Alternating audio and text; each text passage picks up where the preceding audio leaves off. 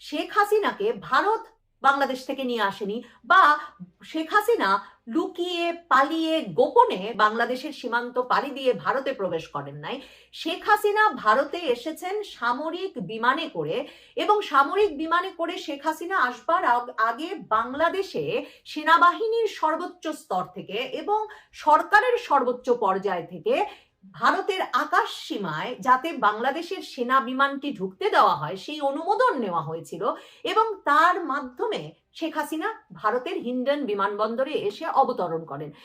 আন্তর্জাতিক অপরাধ ট্রাইব্যুনালে শেখ হাসিনার ফাঁসির রায় হওয়ার পর আবারও এই আলোচনা চাঙা হয়ে উঠেছে যে ভারত কি শেখ হাসিনাকে বাংলাদেশে ফিরিয়ে দেবে, এবং বাংলাদেশে আন্তর্জাতিক অপরাধ ট্রাইব্যুনালে মৃত্যুদণ্ড প্রাপ্ত শেখ হাসিনাকে যদি ভারত ফিরিয়ে না দেয়, তাহলে কি ভারত আর বাংলাদেশের মধ্যকার সম্পর্কটা ঠিক হতে পারে?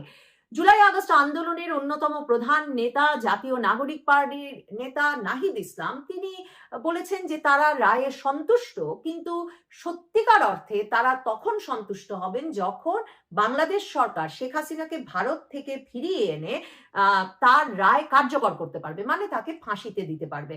দেখুন, ফাঁসির আগে নিশ্চয়ই আপিল সহ নানা রকম আইনি প্রক্রিয়া তো বাকি আছেই, এবং শেখ হাসিনা পুত্র সজীব ওয়াজেদ জয় স্পষ্ট করে রায়ের আগের দিন রয়টার্সকে দেওয়া সাক্ষাৎকারে বলেছেন যে তার মা একমাত্র তখনই দেশে ফিরবেন যখন দেশে আওয়ামী লীগের অংশগ্রহণের মধ্য দিয়ে একটা অংশগ্রহণমূলক নির্বাচনের মাধ্যমে একটা নির্বাচিত সরকার ক্ষমতায় আসবে, তখনই তারা দেশে ফিরে তার মায়ের বিচারের রায়ের বিরুদ্ধে আপিল করবেন বা আইনি প্রক্রিয়ায় সংযুক্ত হবেন। এর আগে তাদের এই বিচার প্রক্রিয়ায় যুক্ত হওয়ার কোনো ইচ্ছা নাই। শেখ হাসিনা এই আদালতকে ক্যাঙ্গারু কোর্ট এবং তার রাজনৈতিক প্রতিপক্ষদের সমন্বয়ে তাকে মৃত্যুদণ্ড দেওয়ার জন্য, তার পলিটিক্যাল অ্যাসাসিনেশন, তাকে রাজনৈতিকভাবে হত্যা করবার জন্যই গঠিত আদালত বলে চিহ্নিত করেছেন, এবং তিনিও আন্তর্জাতিক সংবাদ মাধ্যমের সঙ্গে সাম্প্রতিক সাক্ষাৎকারগুলোতে পরিষ্কার করে বলেছেন যে তিনি তখনই দেশে ফিরবেন যখন দেশে একটা নির্বাচিত সরকার থাকবে এবং বাংলাদেশের সংবিধান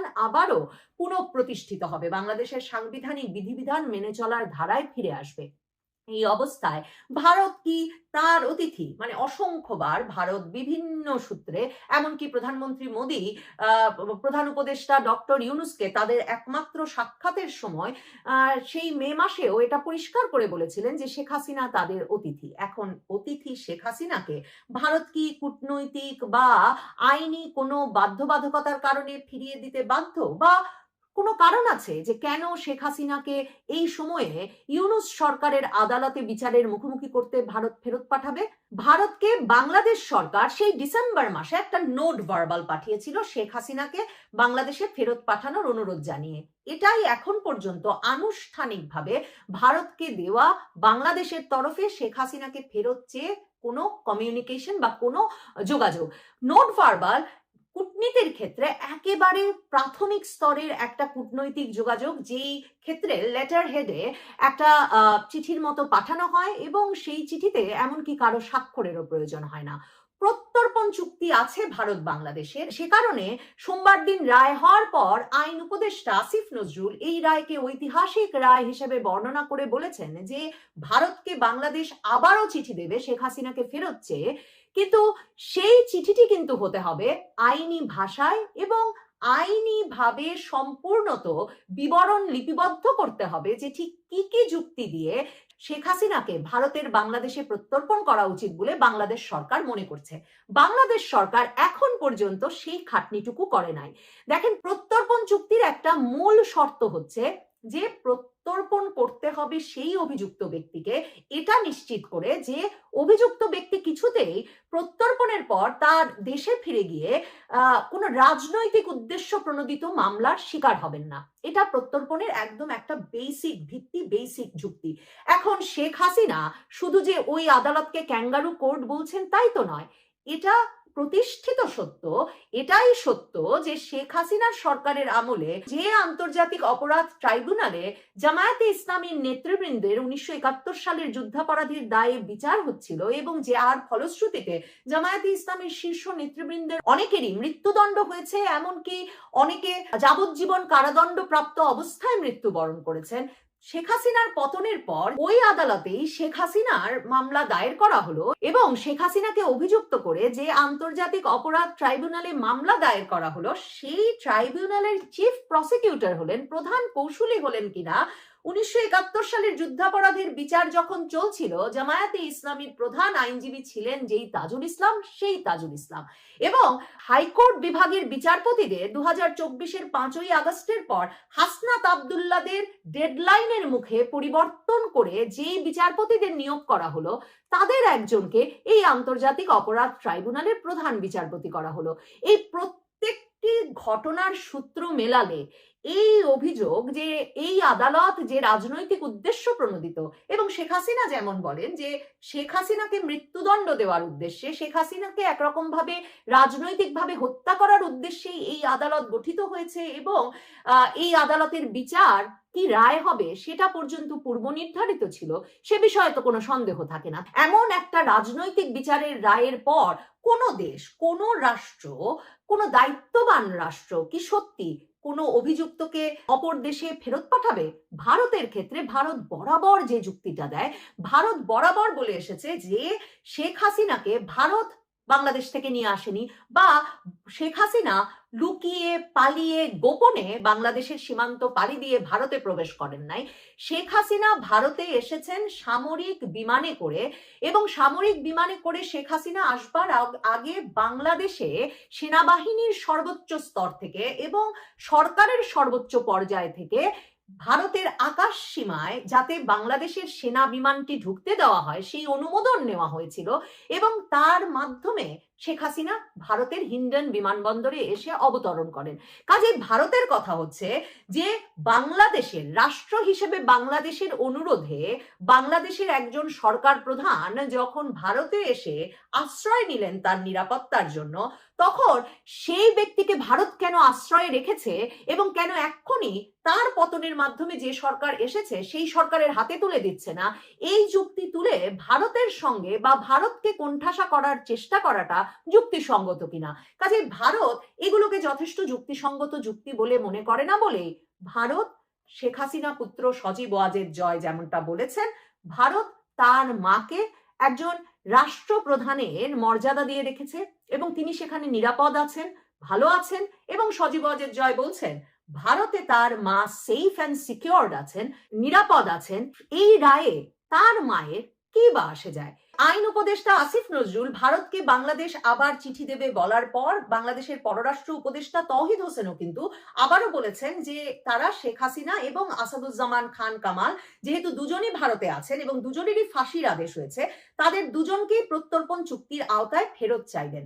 এখন এরপর সত্যিকার অর্থেই বাংলাদেশ খাটাখাটনি করে যেরকমটা প্রথা এবং আইনগতভাবে বাংলাদেশ করা জরুরি, শেখ হাসিনাকে ফেরত আনতে সত্যি সত্যি বাংলাদেশ যদি সিনসিয়ার হয়, এই আসিফ নজরুলদের সরকার বা ইউনূস সরকার যদি সত্যি সত্যি সিনসিয়ার হয়, তাদের যা করা উচিত তা করবে কিনা তা দেখবার জন্য যেমন অপেক্ষা করতে হবে, তেমনি ইন্টারেস্টিং বিষয় হচ্ছে যে এই সোমবারেও পররাষ্ট্র মন্ত্রণালয় আবার ভারতের উদ্দেশ্যে আহ্বান জানিয়ে ফেলেছে, মানে যে স্বরাষ্ট্রমন্ত্রী তখনকার স্বরাষ্ট্রমন্ত্রী আসাদুজ্জামান খান কামাল এবং শেখ হাসিনাকে যাতে ফেরত দেয় ভারত, সেই আহ্বান জানিয়ে ফেলেছে একটা বিবৃতি দিয়ে। সামাজিক যোগাযোগ মাধ্যম এক্সে সেই বাংলাদেশের পররাষ্ট্র মন্ত্রণালয়ের সেই বিবৃতি প্রকাশিত হয়েছে এবং সেইখানে বাংলাদেশের পররাষ্ট্র মন্ত্রণালয় বলেছে মানবতা বিরোধী অপরাধে দণ্ডপ্রাপ্ত এই ব্যক্তিদের, মানে শেখ হাসিনা আর আসাদুজ্জামান খান কামালকে দ্বিতীয় কোনো দেশ আশ্রয় দিলে তা হবে অত্যন্ত অবন্ধুসুলভ এবং ন্যায় বিচারের প্রতি